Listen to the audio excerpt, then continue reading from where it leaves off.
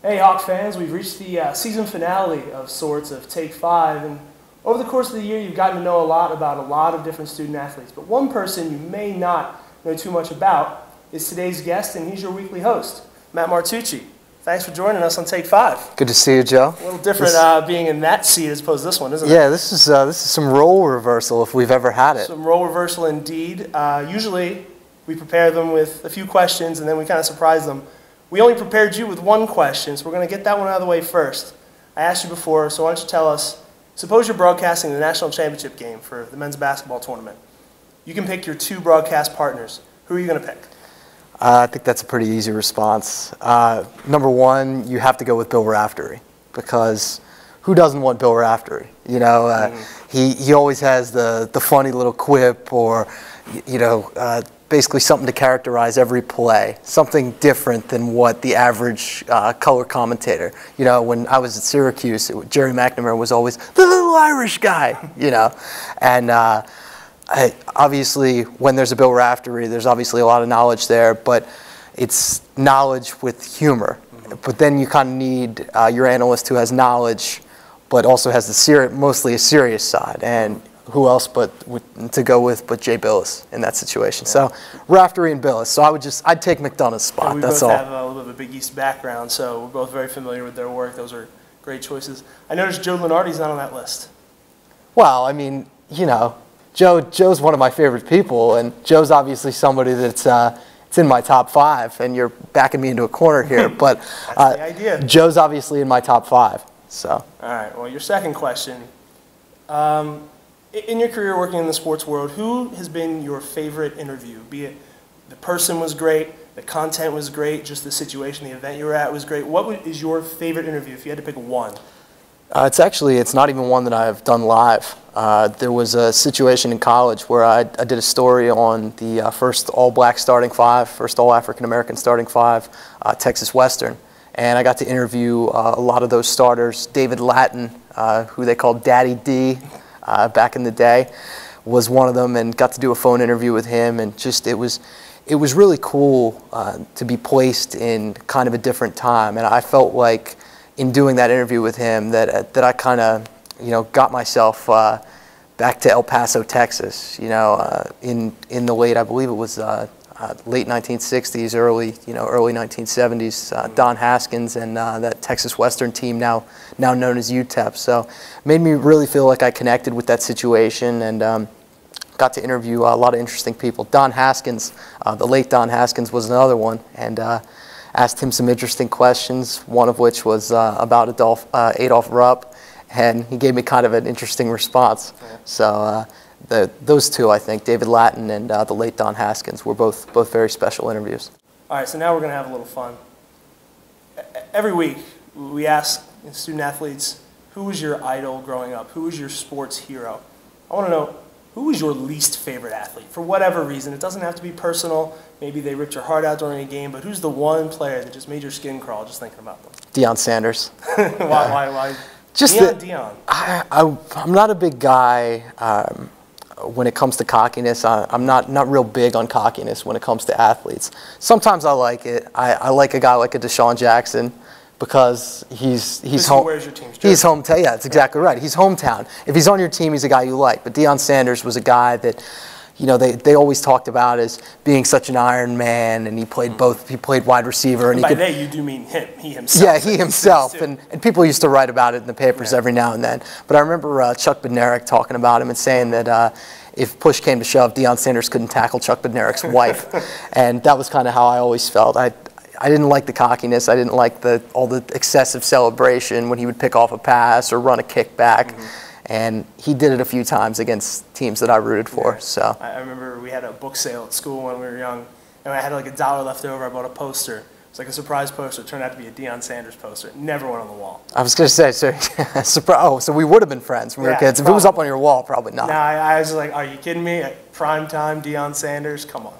Especially as an Eagles fan growing up. You don't want, he was with the Falcons and the 49ers and then the Cowboys too. None of that. Not a neon Deion fan. So another question that we ask a lot of the kids is if they have a pregame ritual, if they eat a certain meal, or specifically if they have a musical playlist that they listen to. So I want to know, what is the most embarrassing song on Matt Martucci's iPod right now? Boy. Whew. I don't want to admit to this. There's at least one Backstreet Boys song. What's so embarrassing about that? They're coming back. I think they're in town this weekend. Yeah, but, you know, like, who's into boy bands anymore? Yeah, it's so 90s. I know the answer to that question is the theme song of the Snakes on a Plane movie. I actually had that on my iPod for a short period of time just because it was so bad. I was like, no, you got to hear this. And it's still there. I had need to get rid of that. I had the unfortunate pleasure of watching that movie one New Year's Eve, and it was terrible. I think Snakes on a Plane was amazing. I love bad movies. At this point, you know they've tuned us out, right? Of course. So, well, since we're on topic, what is your favorite bad movie? We've asked about favorite movies and stuff. Favorite bad movie? Wow, that's... like a movie you turn on, you know it's going to be terrible, but you still watch it. You sit there anyway. Oh, of course. You know, it may turn out to be one that I just saw.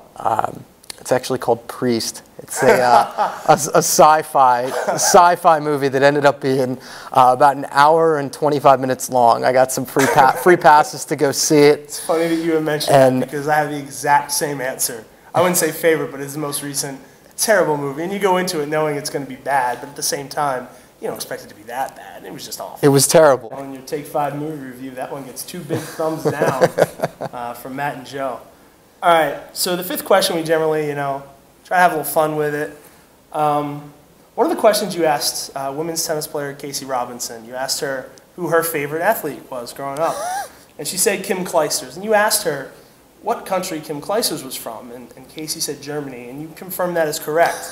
And then about 2 seconds later, we all learned that Kim Clijsters is actually from Belgium. Which made me think, if you're going to host this segment, what kind of geography skills do you have? I think it's time for, we discussed this and never did it, but I think it's time for a lightning round. I'm going to ask you 8 athletes, where they're from. Where they're from, okay, lightning round. I like, tell us this is great. From the first Take 5 pop quiz, and it could be the last. You ready?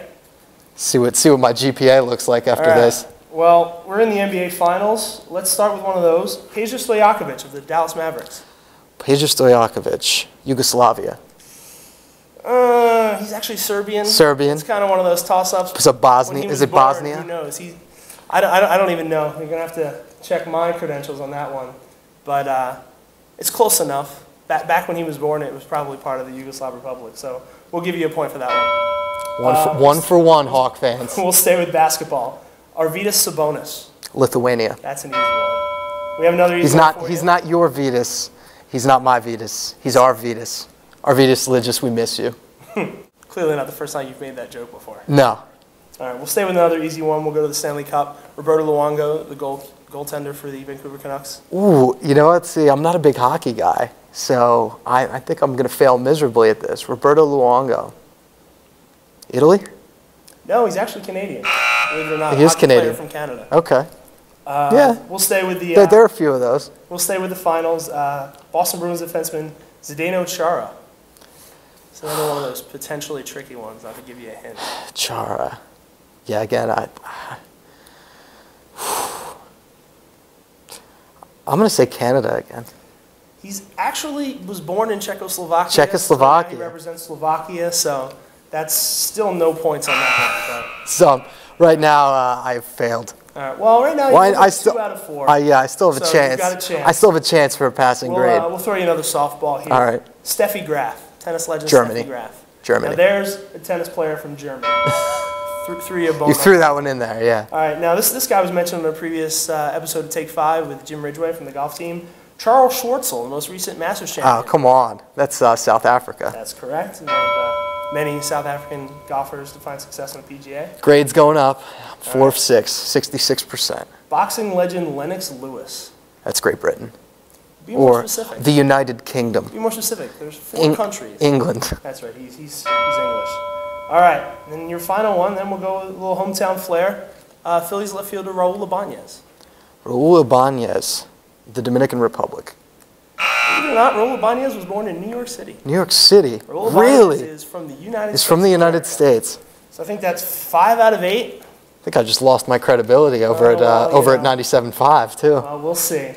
So you mentioned 97.5. Is that what you're going to be doing this summer? You're going to be working over there a lot? I'll be over there, hopefully hosting maybe once a week, once every couple weeks, and doing some morning updates and things like that, kind of jack of all trades, whatever they need me to do. We'll give you a chance for one last plug before the academic year is over. Then you'll be back in the fall, Hawk basketball, and maybe some more Take 5. So, yeah, of course. You know we're going to bring back Take 5. You've been here all year, so why don't you take it home?